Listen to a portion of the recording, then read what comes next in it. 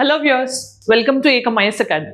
ఈ రోజు మనం ఒక స్పెషల్ వీడియో చూస్తున్నాం. ఈ వీడియోలో చంద్రయాన్ 1 నుంచి మొదలుపెట్టి చంద్రయాన్ 5 వరకు ఇస్రో ఏం చేయాలనుకుంటుంది, ఏం చేసింది, ఇవన్నీ కూడా పోటీ పరీక్షల పాయింట్ ఆఫ్ వ్యూలో ఒక స్పెషల్ వీడియో సిరీస్లో కండక్ట్ చేస్తున్నాం. సో ఈ రోజు మనం చంద్రయాన్ సిరీస్ నుంచి డిస్కస్ చేద్దాం. సో ఫస్ట్ మనం డిస్కస్ చేసేది చంద్రయాన్ 1. సో చంద్రయాన్ 1 అనేది మనం ఎప్పుడు లాంచ్ చేసాం? సో ఇక్కడ ఎగ్జామినేషన్స్ పాయింట్ ఆఫ్ వ్యూలో ఇలాంటి ఫ్యాక్చువల్ ఇన్ఫర్మేషన్ కూడా ఇంపార్టెంట్. సో 2008లో మన ఫస్ట్ లూనార్ మిషన్, అంటే చంద్రుడి మీదకి మనం పంపించిన first mission Chandrayaan 1. So Chandrayaan 1 2008లో పంపించాం. మరి దేనితో పంపించాం లాంచ్ వెహికల్ అంటే PSLV C11. ఇది అప్పుడు యూజ్ చేసిన లాంచ్ వెహికల్ అనమాట. మరి చంద్రయాన్ 1లో మనం ఏం పంపించాం? ఆర్బిటార్ని పంపించాం. ఓకే, సో ఈ ఆర్బిటార్ అనేది ఏం చేస్తుంది? మూన్ చుట్టూ ఆర్బిట్ చేస్తూ ఉంటుంది. అక్కడ ఏముంది, అసలు తనకు ఏం కనిపించింది, అవన్నీ కూడా ఇన్ఫర్మేషన్ ఇస్రోకి ఇస్తూ ఉంటుంది. మరి ఆర్బిటార్ అనేది ఎన్ని రోజులు ఫంక్షనల్ అయింది అంటే 312 days పాటు అది ఫంక్షన్ చేసి మనకు మూన్ చుట్టూ ఆల్మోస్ట్గా 3400 ఆర్బిట్స్ చేసింది అనమాట. ఓకే, అంటే 312 daysలో ఇన్ని ఆర్బిట్స్ చేసింది. సో ఇక్కడ మనం మెయిన్గా గుర్తుపెట్టుకోవాల్సింది ఏంటి? చంద్రయాన్ 1 ఫస్ట్ మిషన్ మన సక్సెస్ అయిన మిషన్.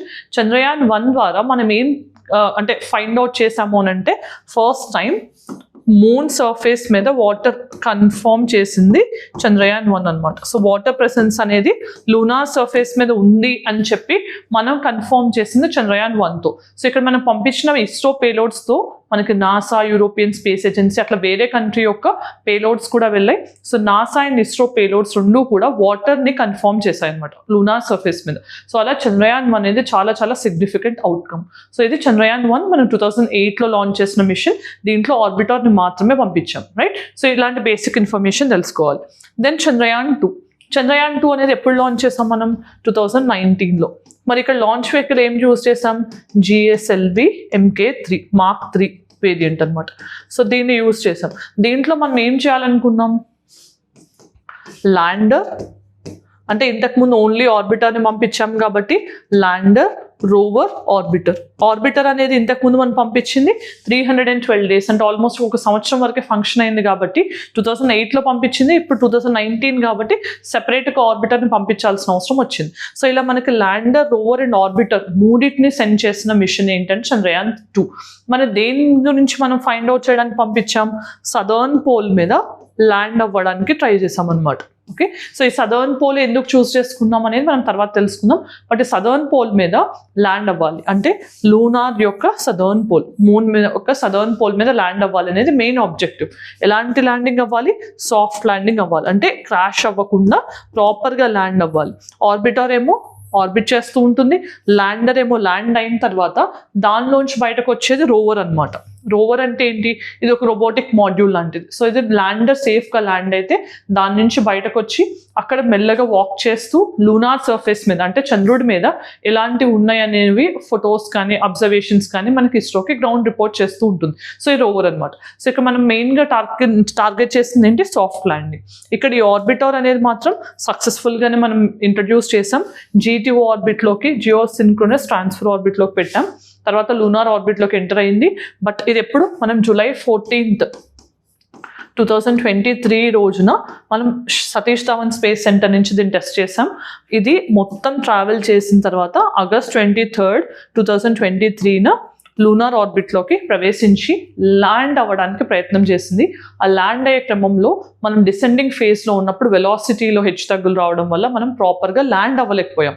అంటే ఇది సాఫ్ట్ ల్యాండింగ్ అవ్వకుండా క్రాష్ ల్యాండ్ అయింది. అంటే ల్యాండర్ అనేది డిస్ట్రాయ్ అయింది.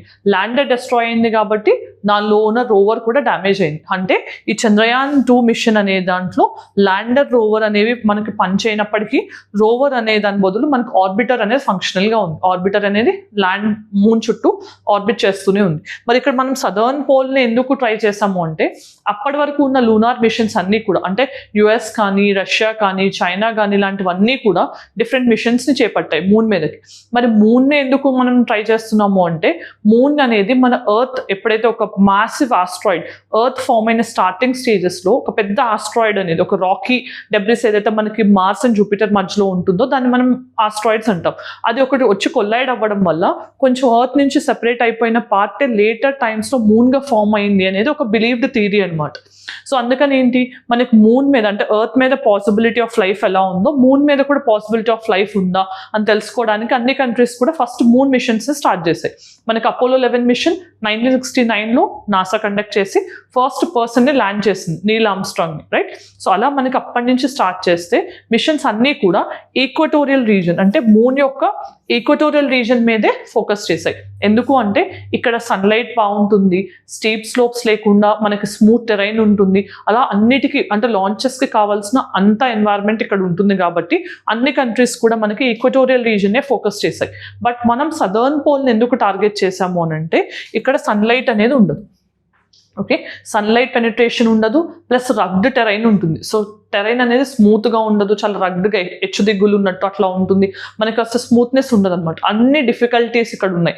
మరి దీన్ని తెలుసుకోవడం వల్ల మనకు వచ్చే లాభం ఏంటి, ఇస్రో మరి ఎందుకు ఛాలెంజ్గా తీసుకుంది దీన్ని అంటే ఇక్కడ మనకి సన్లైట్ లేకపోవడం వల్ల మూన్లో ఫామ్ అయినప్పుడు అంటే మూన్ ఫామ్ అయినప్పుడు ఎలాంటి సిచ్యువేషన్ ఉందో అలాంటి సిచ్యువేషన్ ఇక్కడ ఇప్పటికీ ఉండే ఛాన్స్ ఉందన్నమాట. అందుకని ప్లస్ అక్కడ ఉన్న రిమైన్స్ ఏవైనా ఉన్నాయి అంటే ఆ రిమైన్స్ అన్నీ కూడా మనకి ఎర్త్ ఎలా ఫామ్ అయింది, దాని ఆరిజిన్ ఏంటి, వీటన్నిటికీ గురించి ఎక్స్ప్లెయిన్ చేయడానికి కూడా హెల్ప్ చేస్తాయి. సో అలా మనకి ఎర్త్ అనేది మూన్ రెండు కూడా షేర్డ్ బాడీ నుంచి అంటే ఒకటే బాడీ నుంచి ఫామ్ అయ్యాయని మనం బిలీవ్ చేస్తున్నాం కాబట్టి అక్కడ సన్లైట్ పెనిట్రేషన్ ఉండదు కాబట్టి మనకు అక్కడ ఫామ్ అయిన రాక్స్ కానీ అవన్నీ కూడా మనకి ట్రూ పిక్చర్ని ఇస్తాయి అనమాట. అంటే ఎర్త్ ఎలా ఫామ్ అయింది, దాని ఆరిజిన్ ఏంటి, వీటన్నిటి గురించి చదవడానికి హెల్ప్ చేస్తాయనే రీజన్తో ఇస్రో సదర్న్ పోల్ని టార్గెట్ చేసింది. ఎప్పుడు చంద్రయాన్ 2 మిషన్. సో చంద్రయాన్ 2 మిషన్లో ల్యాండర్ రోవర్ అనేవి మనకి యూజ్ అవ్వనప్పటికీ కూడా ఆర్బిటర్ అనేది యూజ్ అవుతూ వచ్చింది.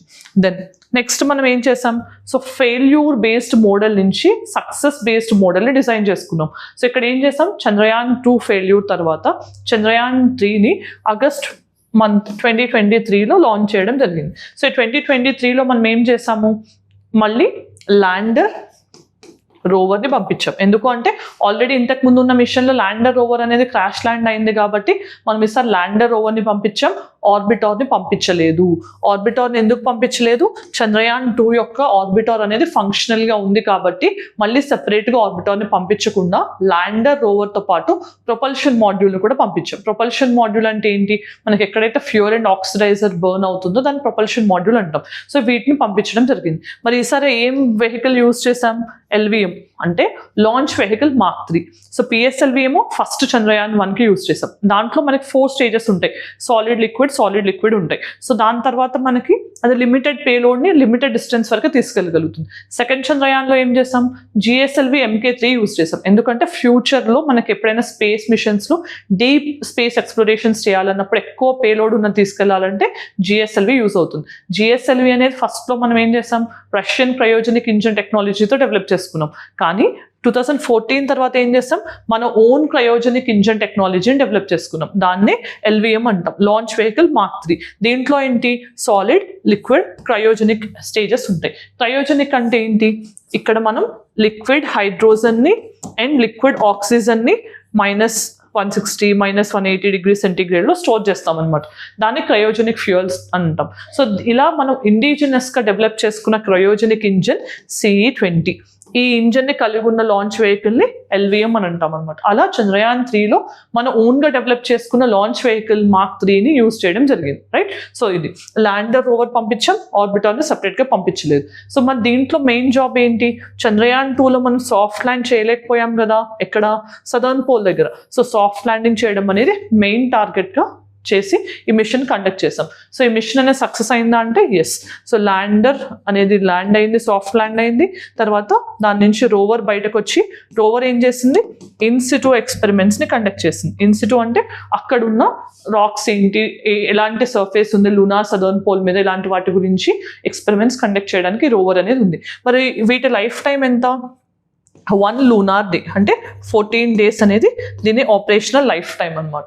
మరి ఇక్కడ విక్రమ్ అనేది ల్యాండర్ నేమ్ పెట్టుకున్నాం, Vikram Sarabhai founder of space research in India. తర్వాత రోవర్ నేమ్ ఏమో ప్రజ్ఞాన్ అని పెట్టుకోవడం జరిగింది, రైట్. సో ఇవి నేమ్స్ అనమాట. ఆర్బిటార్ మాత్రం మనం సెకండ్ చంద్రయాన్లో యూజ్ చేసిందే సేమ్ ఇక్కడ యూజ్ చేయడం జరిగింది, దాని నుంచి వచ్చిన డేటాని యూజ్ చేసుకున్నాం. అలా మనం సాఫ్ట్ ల్యాండింగ్ అనేది మూన్ మీద చేసిన 4th కంట్రీ అయ్యాం. 4th country after USA, Russia and China. So వీళ్ళ తర్వాత 4th కంట్రీ ఇండియా అయింది. బట్ సదర్న్ పోల్ మీద ల్యాండ్ అయిన ఫస్ట్ కంట్రీ ఎవరు అంటే ఇండియా. సో ఈ అచీవ్మెంట్ అనేది చాలా చాలా ఇంపార్టెంట్, రైట్. సో మనం ఇది డిస్కస్ చేసేటప్పుడు మనకి ఇక్కడ లూనా 25 అనే మిషన్ గురించి కూడా తెలుసుకోవాలి.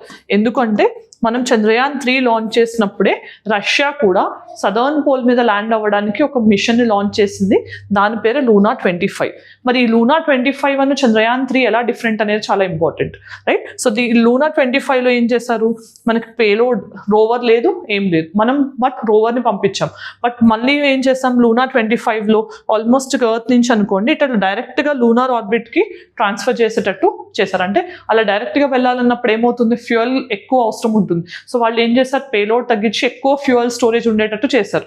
బట్ మనం ఏం చేస్తాం, మనం ఎర్త్ ఇది అనుకోండి, దీని నుంచి ఇలా సర్క్యూటింగ్ చేసేటం వల్ల ఏమవుతుంది, మనకి ఇక్కడ నుంచి ఈ ఆర్బిట్లో పెట్టడానికి మాత్రమే ఫ్యూయల్ అవసరం అవుతుంది.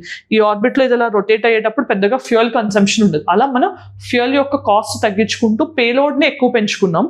వాళ్ళేమో పేలోడ్స్కి ఉన్న వెయిట్ని కూడా ఫ్యూయల్కి పెట్టుకోవడం జరిగింది. సో ఇదేమో డైరెక్ట్ అయింది, మనదేమో సర్క్లింగ్ ఆర్బిట్లోకి వెళ్ళింది. మరి లూనా 25 అనేది సక్సెస్ అయిందా అంటే లేదు, ఇది కూడా క్రాష్ ల్యాండ్ అయింది. సో ఇలా రష్యా యొక్క లూనా 25 మిషన్ కూడా సదర్న్ పోల్ మీద ల్యాండ్ అవ్వడానికి అదే టైంలో చేసిన మిషన్, బట్ ఇది ఫెయిల్ అయింది. ఇండియా యొక్క చంద్రయాన్ 3 సక్సెస్ అయింది, right.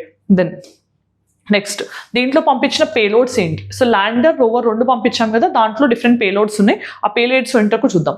Radio anatomy of moon bound hyper sensitive ionosphere atmosphere, దీని పేరు రమ్మా అంటారు. సో ఇక్కడ ఏంటంటే మెయిన్గా మనకి అయానిక్ చార్జ్డ్ పార్టికల్స్ ఏవైతే ఉన్నాయో లూనా సర్ఫేస్ నుంచి ఎజెక్ట్ అవుతాయో ప్లాస్మా నుంచి, వాటి గురించి తెలుసుకోవడానికి, అవి ఎంత ఎమిట్ అవుతున్నాయి ఇవన్నీ తెలుసుకోవడానికి ఒక డెడికేటెడ్ పేలోడ్ అనేది ఇది. Then Chandra surface thermophysical experiment. దీంట్లో ఏంటంటే మనకి థర్మల్ కండక్టివిటీ ఎంత ఉంది, లూనా సర్ఫేస్ మీద థర్మల్ కండక్టివిటీ ఎంత ఉందని తెలుసుకోవడానికి చేస్ట్ అనమాట. సో ఈ పేలోడ్ని పంపించాం. దెన్ థర్డ్ వన్ ఏంటి, instrument for lunar seismic activity. So name ఏది అర్థమవుతుంది మనకి, సీస్మిక్ యాక్టివిటీ అంటే ఎర్త్ క్వేక్స్ ఉన్నాయా లేదా లూనా సర్ఫేస్ మీద అని తెలుసుకోవడానికి ఈ పేలోడ్ని పంపించాం. దెన్ లేజర్ రెట్రో రిఫ్లెక్టర్ అరే, ఇదేంటి, మనకి జనరల్గా లేజర్ని యూజ్ చేసి మనం అక్కడ ఏముందనేది తెలుసుకోవడానికి, అంటే లూనా సర్ఫేస్ మీద క్రేటర్స్ ఉన్నాయా, వోల్కనోస్ ఉన్నాయా, ఎలాంటి ఫార్మ్స్ ఉన్నాయి మనకని తెలుసుకోవడానికి ఈ పర్టికులర్ పేలోడ్ అనేది ఉంది. దెన్ రోవర్లో ఎలాంటి పేలోడ్స్ ఉన్నాయి, alpha particle x-ray spectrometer. So దీన్ని యూజ్ చేసి ఏంటి, మనం ఎక్స్రేస్ యూజ్ చేసి అక్కడ ఎటువంటి అబ్జర్వేషన్స్ మనం చేస్తున్నాం అనేది తెలుసుకోవడానికి ఇది హెల్ప్ చేస్తుంది. అలానే laser induced break down spectroscope, ఇదేంటి మనకి అక్కడ ఉండే యూవీ రేడియేషన్స్ లాగా మనకి ఇక్కడ లేజర్ని యూజ్ చేసి మనం దాని మీద ఉన్న సర్ఫేస్ అబ్జర్వేషన్స్ చేయడానికి ఇది కండక్ట్ చేస్తుంది అనమాట. సో ఇదంతా కూడా రోవర్ యొక్క పేలోడ్స్. మరి చంద్రయాన్ 4 ఏంటి, సో ఇప్పుడు చంద్రయాన్ 3 వరకు మనం మిషన్స్ ఆల్రెడీ కండక్ట్ చేసాం, కానీ చంద్రయాన్ 4 మిషన్ అనేది అప్కమింగ్ మిషన్. దీన్ని ఎప్పటి వరకు ప్లాన్ చేస్తున్నారు, 2040 వరకు ప్లాన్ చేస్తున్నాం. ఈ 2040 యొక్క చంద్రయాన్ 4 మిషన్ మెయిన్ ఆబ్జెక్టివ్ ఏంటి, సదర్న్ పోల్ నుంచి శాంపిల్స్ రీఎంట్రీ అయ్యే విధంగా తీసుకొస్తున్నాం. అంటే సదర్న్ పోల్ మీద ఇంతకుముందు చంద్రయాన్ 3 ల్యాండ్ అయ్యాం, బట్ సదర్న్ పోల్ మీద ఉన్న శాంపిల్స్, రాక్స్ కానీ సాయిల్ శాంపిల్స్ కానీ వాటిని వెనక్కి తీసుకొచ్చే ప్రయత్నం చేసే మిషనే చంద్రయాన్ 4. దానివల్ల ఏమవుతుంది, ఎర్త్ గురించి మనం ఇంకా ఎక్కువ తెలుసుకోవడానికి, అసలు మూన్ మీద ఎలాంటి సర్ఫేస్ ఉంది, దాంట్లో వాటర్ మాలిక్యూల్స్ ఉన్నాయా, ప్రెసెన్స్ ఏమైనా ఉందా, ఇవన్నీ తెలుసుకోవడానికి చంద్రయాన్ 4 హెల్ప్ అవుతుంది. మరి చంద్రయాన్ 4ని 2 లాంచ్ వెహికల్స్ యూజ్ చేసి కండక్ట్ చేయబోతున్నారు. అదేంటి అంటే ఒకటి PSLV అండ్ ఇంకొకటి LVM. సో LVM ఏదైతే ఉందో LVM Mark 3 అనుకుంటున్నాం కదా, సో దాన్ని యూజ్ చేసి ఇంకొకటి. సో ఇక్కడ PSLVలో ఏం చేస్తున్నాం, PSLVలో మనకి జనరల్గా రీఎంట్రీ మాడ్యూల్ ఒకటి, ట్రాన్స్ఫర్ మాడ్యూల్ అనేవి, ఈ 2 మాడ్యూల్స్ ఏమో PSLVలో ఉండి అవి లూనార్ ఆర్బిట్ దగ్గర ఇట్లా వెయిట్ చేస్తూ ఉంటాయి అన్నమాట, ఒక పార్కింగ్ స్పాట్ లాగా అక్కడ వెయిట్ చేస్తూ ఉంటాయి. మరి LVMలో ఏం చేస్తున్నాం, landing module, ascending module, propulsion module, వీటిలో ఈ ఎల్విఎంలో పెడుతున్నాం. సో ఇక్కడ జనరల్గా ప్రాసెస్ ఏంటనేది నేను చెప్తాను, ఒకసారి వినండి. సో ఫస్ట్ ఏంటి, మనకి ఇది ఒక పిఎస్ఎల్వి అనేది ఒక డెడికేటెడ్ లైన్ దగ్గరికి వెళ్ళిన తర్వాత అక్కడ వెయిట్ చేస్తూ ఉంటుంది, రైట్. సో తర్వాత ఈ ఎల్విఎం అనేది లూనార్ ఆర్బిట్లోకి వెళ్ళి southern pole of the moon, అంటే మనం ఇందాక ఏదైతే చంద్రయాన్ 3లో చూసామో శివశక్తి పాయింట్ అని నేమ్ పెట్టుకున్నాం కదా, మనం ఎక్కడైతే ల్యాండ్ అయ్యామో దాన్ని, అక్కడి నుంచి కొన్ని శాంపుల్స్ని కలెక్ట్ చేస్తుంది. ఎవరు ఫస్ట్ ల్యాండ్ అయ్యేది? ఈ ల్యాండర్ ల్యాండ్ అయిన తర్వాత కొన్ని శాంపిల్స్ని తీసుకుని ఎవరికి ఇస్తుంది? అసెండింగ్ మాడ్యూల్కి ఇస్తుంది. ఈ అసెండింగ్ మాడ్యూల్ ఏం చేస్తుంది? అక్కడి నుంచి ఆ శాంపిల్స్ని తీసుకుని పైకి ఎగిరి అక్కడ నుంచి మనకి ఉన్న ఈ ట్రాన్స్ఫర్ మాడ్యూల్కి డాక్ అవుతుంది అనమాట. డాకింగ్ అంటే ఏంటి? ఇప్పుడు ఇది వేరే లాంచ్ వెహికల్ అండ్ ఇది వేరే లాంచ్ వెహికల్, రైట్. ఈ రెండు డాక్ అవుతాయి, అంటే జాయిన్ అవుతాయి. జాయిన్ అయిన తర్వాత ఏమవుతుంది? ఈ ట్రాన్స్ఫర్ మాడ్యూల్ నుంచి శాంపిల్స్ అనేవి రీఎంట్రీ మాడ్యూల్కి ట్రాన్స్ఫర్ అవుతాయి. ఆ రీఎంట్రీ మాడ్యూల్ అనేది మన ఎర్త్కి ఆ శాంపిల్స్ని తీసుకొస్తుంది అనమాట. ఇదంతా ఈ ఎక్స్పెరిమెంట్. సో ఇది చంద్రయాన్ 4 ఎలా చేయాలనుకుంటున్నారని ఇస్రో చెప్పిన డీటెయిల్. సో చంద్రయాన్ 4లో భాగంగా శాంపిల్స్ని తీసుకురావడం ఫస్ట్ ప్రయారిటీ అయితే, సెకండ్ ప్రయారిటీ ఏంటి? ఒక ఇండియన్ని మూన్ మీద ల్యాండ్ చేయడానికి కూడా మనం ప్లాన్ చేస్తున్నాం. అది 2040 కల్లా సెకండ్ పార్ట్ ఆఫ్ చంద్రయాన్లో ల్యాండ్ చేయడానికి ట్రై చేస్తున్నాం. దెన్ మరి చంద్రయాన్ 4 గురించి మనం ఇప్పుడు డిస్కస్ చేసాం కదా, దాంట్లో చాంగే 6 మిషన్ ఆఫ్ చైనాకి ఉన్న డిఫరెన్స్ ఏంటనేది కూడా చాలా ఇంపార్టెంట్. సో మనకి చంద్రయాన్ 4లో మనం ఏం చేస్తున్నాం? సదర్న్ పోల్, మనం ఏదైతే శివశక్తి పాయింట్ ఉందో అక్కడి నుంచి కొన్ని శాంపిల్స్ని తీసుకొచ్చే ప్రయత్నం చేసేది చంద్రయాన్ 4 మిషన్. అలా మనం శాంపిల్స్ని తీసుకొస్తే కనుక మనం ఫస్ట్ కంట్రీ అవుతాం సదర్న్ పోల్ నుంచి. బట్ చైనా ఏం చేసింది? Far side of the moon, okay, far side of the moon నుంచి శాంపిల్స్ని తీసుకొచ్చింది. దాని మిషన్ పేరే ఈ చాంగే 6 మిషన్. మరి far side of the moon అంటే ఏంటి? జనరల్గా ఎర్త్ అనేదానికి మూన్ న్యాచురల్ శాటిలైట్ కదా, సో మూన్ అనేది ఎర్త్ చుట్టూ మనకి రొటేట్ అవుతూ ఉంటుంది, రివాల్వ్ లాగా, రైట్. సో బట్ ఇక్కడ ఏమవుతుందంటే ఎర్త్కి అండ్ మూన్కి టైడల్ లాకింగ్ అనేది ఉంటుంది. దానివల్ల ఏమవుతుందంటే ఎర్త్ చుట్టూ మూన్ అనేది తిరుగుతూ ఉండటం, ఆ స్పీడ్ ఎర్త్ తన చుట్టూ తను తిరిగే స్పీడ్ కూడా సేమ్ అవుతాయి అన్నమాట. సో మూన్ మన ఎర్త్ చుట్టూ తిరిగే స్పీడ్ అండ్ ఎర్త్ తన చుట్టూ తను తిరిగే స్పీడ్ సేమ్ అవ్వడం వల్ల ఏమవుతుంది? మనకి ఎప్పుడూ కూడా ఈ సైడ్ ఆఫ్ ద మూన్ మాత్రమే కనిపిస్తూ ఉంటుంది. ఓకే, ఏదైతే కనిపిస్తుందో దాన్ని మనం near side of the moon అని అంటాం, కనిపించే సైడ్. ఓకే, కనపడని సైడ్ ఏదైతే ఉంటుందో దాన్ని far side of the moon అని అంటాం అనమాట. సో ఈ far side of the moon నుంచి శాంపిల్స్ని తీసుకొచ్చిన కంట్రీ ఏంటి? China, with the name Chang'e 6 mission. ఇది ఆల్రెడీ తీసుకొచ్చింది. సో ఇది ఇంపార్టెంట్. మనం సదర్న్ పోల్ నుంచి తీసుకురావడానికి ట్రై చేసేది Chandrayaan 4 mission, but China far side of the moon నుంచి తీసుకురావడానికి ట్రై చేస్తున్న mission Chang'e 6 mission, right. So ఈ డిఫరెన్సెస్ చూసుకోండి. దెన్ చంద్రయాన్ 5ని కూడా రీసెంట్గా మనకి ఆమోదించడం జరిగింది. మరి చంద్రయాన్ 5 అంటే ఏంటి? లుపెక్స్ మిషన్ని చంద్రయాన్ 5 అంటున్నాం. మరి చంద్రయాన్ 5గా పిలిచే లుపెక్స్ మిషన్ యొక్క ఫుల్ ఫామ్ ఏంటి? Lunar polar exploration machine. Okay, so lunar polar exploration machine. So దీన్ని లుపెక్స్ అని అంటున్నాం. సో ఈ లుపెక్స్ మిషన్ అనేది ఎవరెవరికి జాయింట్ కొలాబరేషన్?